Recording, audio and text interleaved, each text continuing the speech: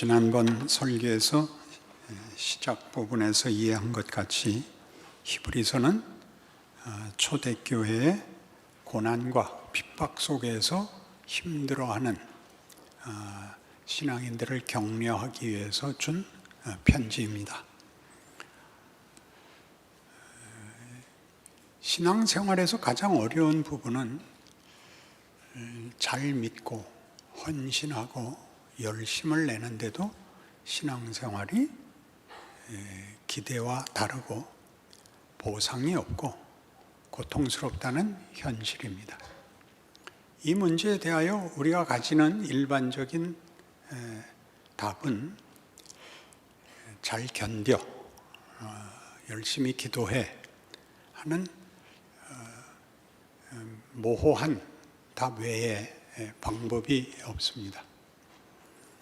그러나 이 히브리서를 읽어보면 이 문제에 대한 답이 예상과 다른 관점과 시각으로 찾아옵니다.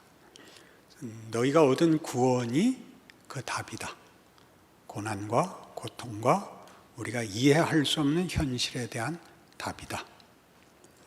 답이 없는 게 아니라 답은 이미 주어졌는데 너희가 모르고 있다.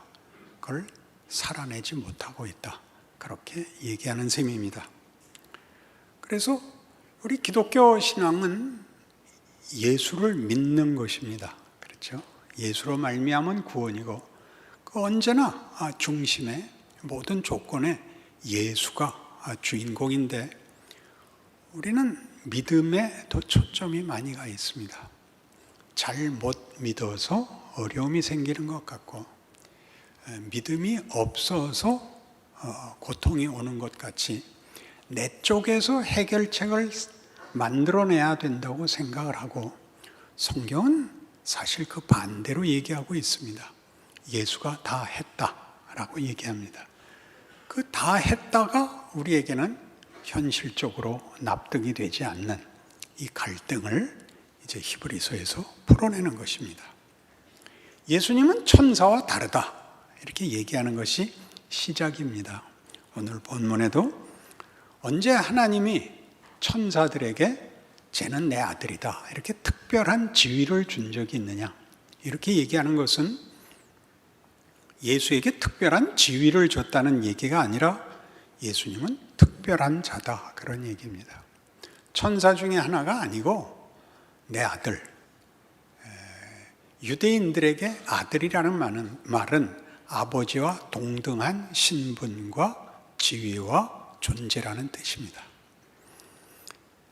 그 전에 하나님께서 일을 하실 때는 예수 이전에는 종들을 시켜서 하나님의 뜻을 전했다면 예수님 이후로는 예수로 인하여 새로운 세상, 새로운 인류의 운명이 주어지는 이 구원 문제에 있어서는 하나님이 직접 개입하셨다는 것이죠.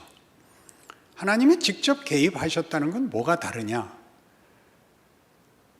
지시와 부탁을 전달하는 게 아니라 창조주시니까 현장에 와서 현장의 일들을 스스로 고치시고 스스로 새로 만들 권세가 있다는 뜻입니다. 그래서 예수를 믿는다는 말은 굉장한 말이죠. 로안 윌리엄스의 말을 빌리자면 하나님은 언제든지 새로운 것으로 현실에 개입하실 수 있다. 그렇죠. 창조주잖아요. 한번 창조하고 그만두신 분이 아니라 창조권을 갖고 있는 분 아니에요. 하나님이 시간을 거꾸로 가겠다 그러면 거꾸로 가는 것이고 하나님이 역전을 시키겠다 그러면 역전을 하는 것이고 하나님이 누구를 세우겠다 그러면 세움을 받는 거죠.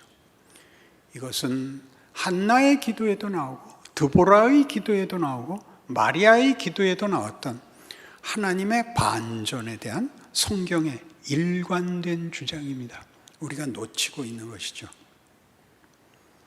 그래서 이 히브리서에 말하자면 수신자인 초대교회의 예수 믿어 고난을 받고 있는 히브리인들, 다만 예수를 믿는 것으로 로마 정권의 정치적, 사회적 핍박을 받는 정도가 아니라 동족들에게 예수를 하나님이라 그러는 것은 유대인들에게는 유일하신 하나님을 배신하는 신성모독이요 민족적 배신자가 되는 것입니다.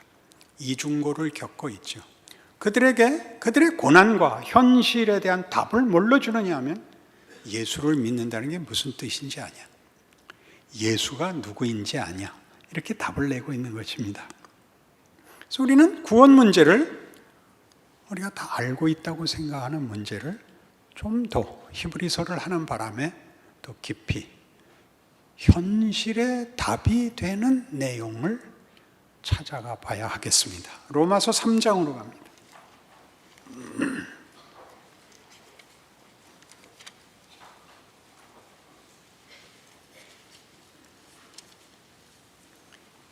로마서 3장 21절.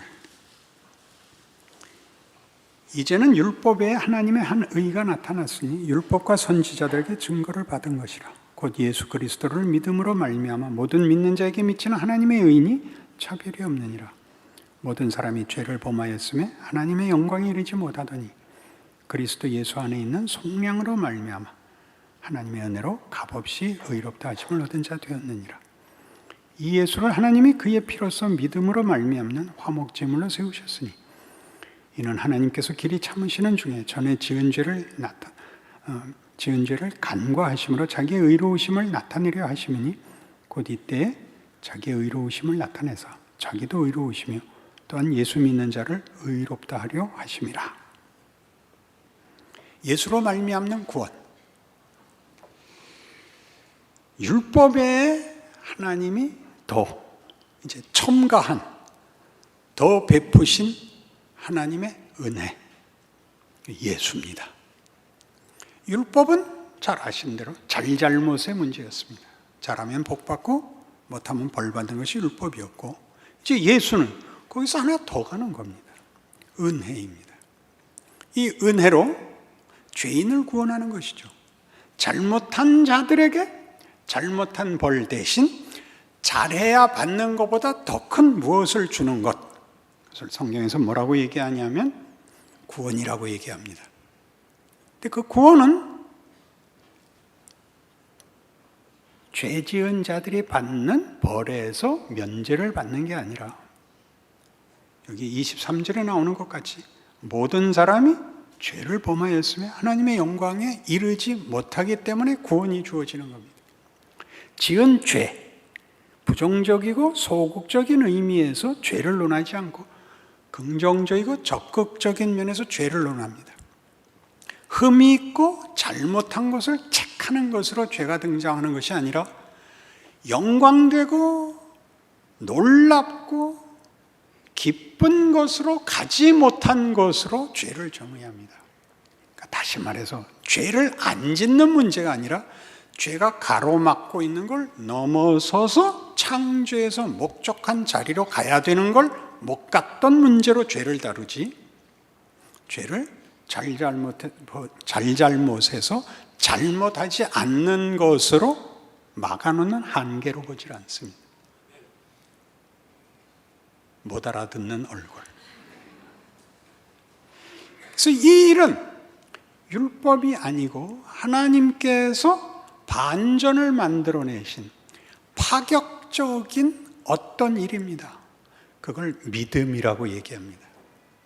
예수를 보내서 믿음이라는 방법으로 영광을 만족시키고 완성하고 충족시키겠다. 그게 구원입니다.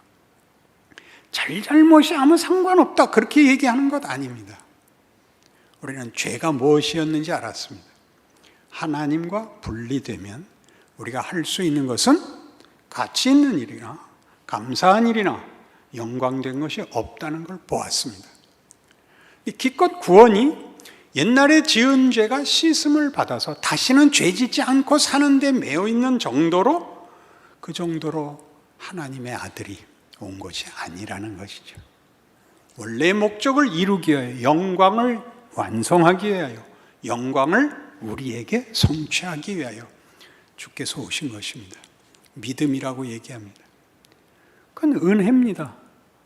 은혜는 여러분 아시다시피 일방적인 것입니다. 용서를, 회복을, 어떤 선물을 줄 수 있는 분이 조건과 자격 없이 주는 것입니다. 그 은혜라 그러지 왜 믿음이라 그랬는가? 믿음은 우리 모두가 오해하듯이 믿을 만한 것에 기대를 거는 것, 믿어 보는 것, 믿음을 보험으로 장착하는 것, 그런 것이 우리에게는 믿음입니다. 그러나 성경이 하고 싶은 얘기는 믿음은 책임 있는 반응이라는 것입니다. 책임 있는 반응이 되면 은혜가 설 자리가 없습니다. 은혜라 그래놓고 왜 믿음이 들어오느냐? 은혜는 믿음을 만들기 때문입니다. 은혜는 시작이고 은혜의 목적은 책임입니다. 책임은 조건으로서 작용하지 않고 결과로 작용합니다. 우리는 하나님의 은혜로 영광과 보람과 가치와 명예와 전혀 분리된 어두움과 못난 것과 비참과 비극 속에 있다가 하나님께서 예수를 보내어 우리를 뒤집어 하나님께서 원래 목적했던 세상과 인생을 살게 한 자들입니다. 우리가 우리의 현실에서 겪는 일들은 우리가 어떻게 죄를 안 짓고 죄를 안 지은 보상을 받느냐라는 아주 소극적인 안심의 문제가 아니라 우리가 누구인지를 몰라보는 세상 속에서 하나님 없는 자들이 어떻게 비겁하게, 어떻게 헛되게 사는가라는 상대 속에서 하나님이 예수 안에서 우리에게 만들어준 것이 무엇인가를 훈련받고 구체화하고 모험을 걸 수 있는 기회로서 현실을 살게 되는 것입니다. 그러니 그들에게 있어서 하나님을 모르는 자들에게 있어서 우리는 이해할 수 없는 존재입니다. 세상이 우리에게 보상을 하는 것이 아니라 하나님이 예수 안에서 우리에게 보상해 준 것이 이 명예, 이 위대한 기회라는 것이죠. 우리만이 세상의 빛입니다. 우리만이 생명입니다. 우리만이 진리입니다. 이게 성경이 하고 싶은 얘기입니다. 그러니까 믿음이란 말이 들어오고 예수를 믿는다는 말이 들어오고 그것이 하나님의 의로우심이라는 말이 들어온 것을 이해하셔야 됩니다. 하나님은 하나님다우신 증명을 예수를 보내요. 우리를 구원하심으로 우리를 영광의 자리로 불러내심으로 하나님은 하나님이심을 우리의 인생의 존재의 실존에 증언하고 있습니다. 우리는 영광으로 부름받고 있습니다.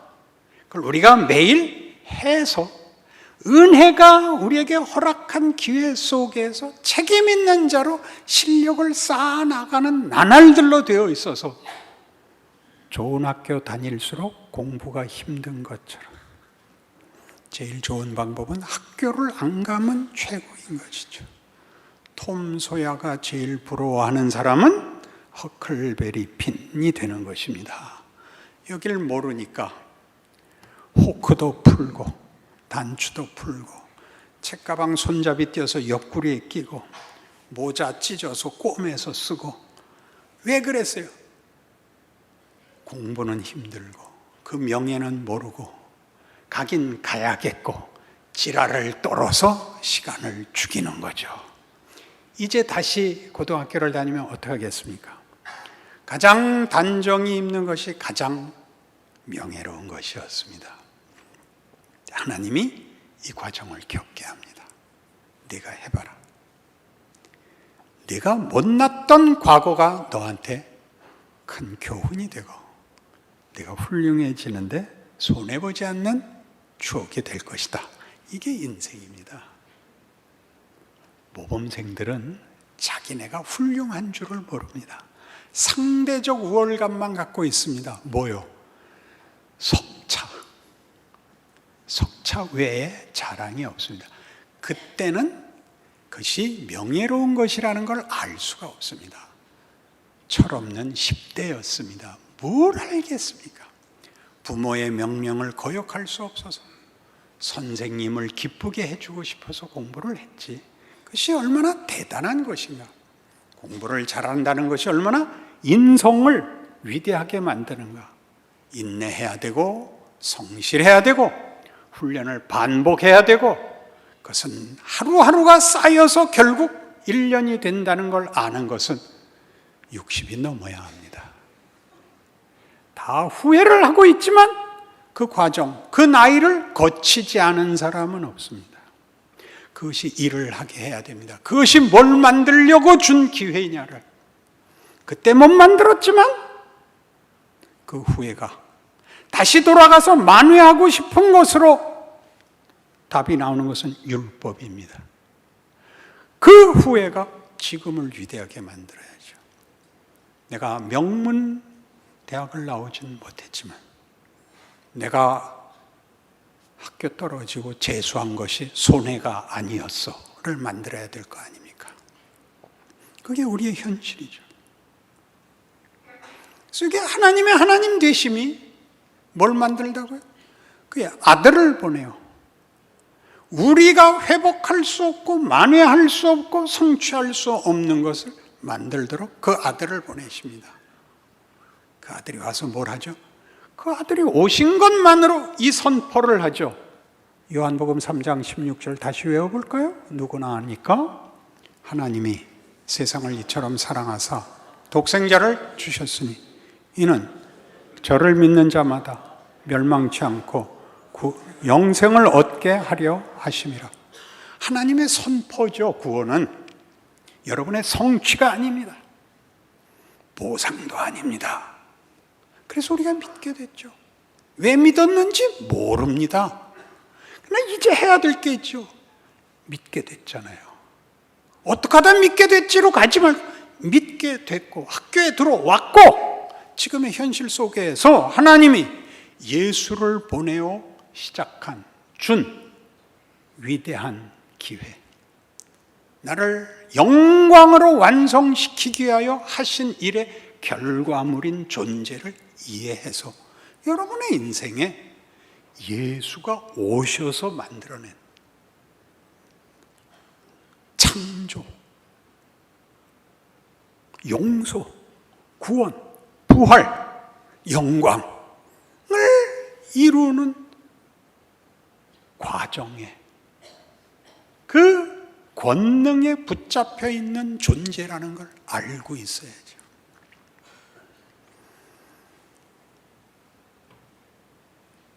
예수님께서는 요한복음 13장 34절에서 이런 명령을 합니다. 새 계명을 너희에게 주노니 서로 사랑하라. 내가 너희를 사랑한 것 같이 서로 사랑하라. 너희가 서로 사랑하면 이로써 모든 사람이 너희가 내 제자인 줄 알리라. 이것은 강요가 아닙니다. 물론 공갈도 아닙니다. 이건 우리의 명예입니다. 예수를 믿지 않고는 사랑을 할 수 없습니다. 사랑이란 하나님에게만 있는 속성이고 하나님에게만 있는 어떤 특권입니다. 그걸 우리에게 주십니다. 사랑할 권리. 사랑은 세상에서는 할 수가 없는 게 예수 없이는 사랑을 할 수가 없습니다. 하나님만이 사랑이시고 하나님만이 그걸 우리에게 주실 수 있고 그의 유전자가 없이는 아무도 사랑을 할 수 없습니다. 그러니 사랑은 세상에서는 갈증을 갖고 있으나 답을 갖지 못해서 유명한 뽕짝에도 나옵니다. 그 제목 아시죠? 사랑은 아무나 하나. 그래서 우리 가요에 나오는 모든 사랑 타령을 보면 그것은 언제나 회한, 절망, 비극, 비명으로 소개되죠. 거기엔 참다운 환희가 없습니다. 사랑의 참다운 환희는 하나님께 감사로만 등장합니다. 이 자격, 이 특권, 이 명예를 주셨습니다. 하나님 감사합니다가 됩니다. 그것은 가서 무릎 꿇어 비는 것이 아니라 터져나오는 감사입니다. 우리 지난번 첫 설교에서부터 하기로 했던 것, 에베소 1장 3절에서 6절 외우기로 한 것 외우셨습니까? 찾으시죠, 그럼. 에베소 1장 3절. 구원이 뭔지, 하나님의 뜻이 뭔지를 모르면 긍정적이고 적극적인 현실이 될 수가 없습니다. 외워볼까요? 찬송하리로다. 다 같이. 하나님, 곧 우리 주 예수 그리스도의 아버지께서 그리스도 안에서 하늘에 속한 모든 신령한 복으로 우리에게 주시되, 곧 장세전에 그리스도 안에서 우리를 택하사 사랑 안에서 그 앞에 거룩하고 흠이 없게 하시려고 그 기쁘신 뜻대로 우리를 예정하사 예수 그리스도로 말미암아 그의 아들들이 되게 하셨으니, 이는 그가 사랑하시는 자 안에서 우리에게 거저 주시는 바 그 은혜의 영광을 찬송하게 하려는 것이라. 굉장하지 않습니까? 베토벤의 9번 교향곡이요, 상대가 안 되죠. 어떻게 더 이상 할 수가 없으니까 고함만 질러댔죠. 어떻게 더 이상 할 수가 없어서 그 음을 그거보다 더 높여야 되는데 인간의 목소리로는 더 높일 수가 없으니까 악을 쓴 최고의 음 높이로 기뻐하고 찬송하라가 됐죠. 사랑입니다. 사랑. 보상이 아니고 명예입니다. 인간된 위대함입니다. 하나님이 어떤 분인가? 하나님이 당신의 자랑을 무엇에서 가장 크게 나타내셨다고요? 예수 안에서의 구원으로. 원래부터 가졌던 뜻, 창세전에 그리스도 안에서 우리를 택하사 그리스도 안에서 하늘에 속한 모든 복을 받게 하시며 사랑 안에서 그 앞에 세우기 위하여 우리의 찬송과 항복을 받아내시는 자리로 우리를 불러내신 것, 창조, 구원. 그래서 예수님이 오시는 겁니다. 그 모든 초점이 예수에게, 하나님이 직접 오셨으니까요. 그가 오셔서 우리의 현실을 사시며 우리가 부닥치는 모든 문제에 대하여 그가 모든 장애를 제거하시며 새로운 길을 만드십니다. 여러분 잘 아시는 요한복음 14장 6절입니다. 뭐죠? 내가 곧 길이요 진리요 생명이니 나로 말미암지 않고는 아무도 아버지께로 갈 자가 없다. 예수가 없으면 안 된다. 그런 얘기는 부정적인 조건으로 단 게 아니라 예수가 진리입니다. 그가 창조입니다. 가치의 창조고 운명의 창조고 모든 가치 있고 보람되고 감사한 일을 하나님만이 만드실 수 있고 그 길을 통과하지 않는 구원은 없습니다.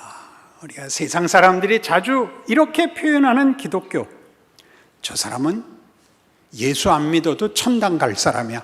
이건 전혀 모르는 얘기입니다. 착한 것 정도가 아닙니다. 마음에 양심의 거리낌이 없는 것이 아닙니다. 거리낌 많을수록 좋습니다. 훌륭해지십시오. 훌륭해지십시오. 잘못한 것이 문제가 아니라 잘못한 것을 뒤집어 그것이 후회가 되고 부끄러움이 되는 것이 가지는 적극적인 위대함, 감사와 자랑과 영광으로 가는 생을 살도록 오늘이 주어지고 있음을 기억하십시오. 이 아무것도 아닌 조건 모두가 방해가 되고 장애이고 억울하기만 한 조건 속에서 하나님의 사랑이란 그 모든 것 위에 있는 것이다. 어디서 증명하십니까? 예수에게서 증명하시지 않습니까? 그 육체를 입고 오해를 받고 배신을 당하고 수치를 당하며 채찍에 맞고 유대인의 왕이라는 명패를 박은 십자가에 죽습니다. 우리가 낼 수 있는 최고의 영광은 언제나 권력에 불과합니다. 폭력에 불과합니다. 누구를 무릎 꿇려서 확인하는 존재감, 부끄러운 줄 알아야 되는 것입니다. 우리 생에 섬길 수 있고 용서할 수 있는 것이야말로 우리 자신을 위하여 또 주께서 오신 바로 그 구원의 길에 하나님이 우리를 동참시켜 구원과 부활에 우리를 살아있는 증거로 기적으로 쓰고 있다는 사실로 인하여 우리의 하루는 감사한 것입니다. 아멘은 뒀다 언제 할 겁니까? 요한복음 15장을 보시죠.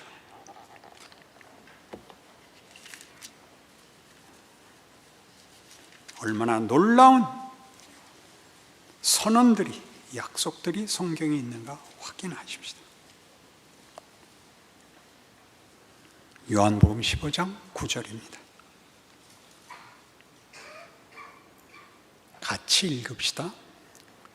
아버지께서 나를 사랑하신 것 같이 나도 너희를 사랑하였으니 나의 사랑 안에 거하라. 내가 아버지의 계명을 지켜 그의 사랑 안에 거하는 것 같이 너희도 내 계명을 지키면 내 사랑 안에 거하리라. 내가 이것을 너희에게 이르면 내 기쁨이 너희 안에 있어 너희 기쁨을 충만하게 하려 함이라. 기쁨에다 꼭 동그라미를 쳐놓으십시오. 16절까지 계속 있습니다. 17절까지 읽습니다. 내 계명은 곧 내가 너희를 사랑한 것 같이 너희도 서로 사랑하라 하는 이것이니라.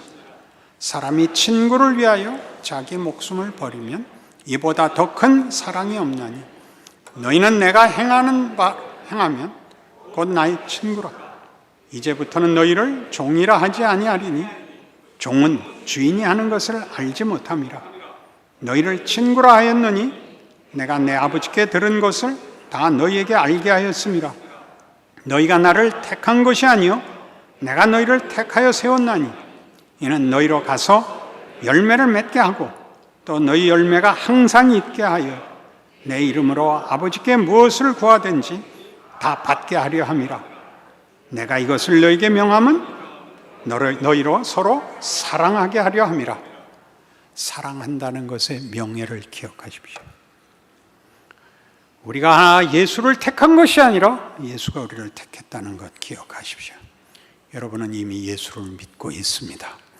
어떻게 하면 더 잘 믿을까가 안심과 보상으로 가는 것은 부끄러운 일입니다. 사랑은 보상을 받지 않습니다. 사랑 자체가 영광이기 때문입니다. 하나님께서 여러분을 만들고 채우고 키우고 완성하시며 동시에 여러분과 함께 일하여 이 어두운 세상에 빛으로 구원으로 기적으로 권능으로 임하고 계신 줄 아는 여러분의 인생이 되시기를 바랍니다. 기도하십시다. 하나님 아버지, 예수 믿는 것은 감사한 일이요 기쁜 일이요 기적이요 영광이요 감사입니다. 우리의 믿음이 부족하여 아직도 은혜를 더 많이 구해야 할 수밖에 없지만 책임 있는 신자로 가는 길임을 기억하고 힘쓰고 애쓰며 헌신하여 우리의 하루를 소중히 살겠습니다. 하나님 함께 하심과 우리를 통하여 일하심을 더 많이 보이시고 더 널리 나누게 하사 우리의 기쁨과 아버지의 기쁨을 충만하게 하옵소서. 예수님 이름으로 기도합니다. 아멘.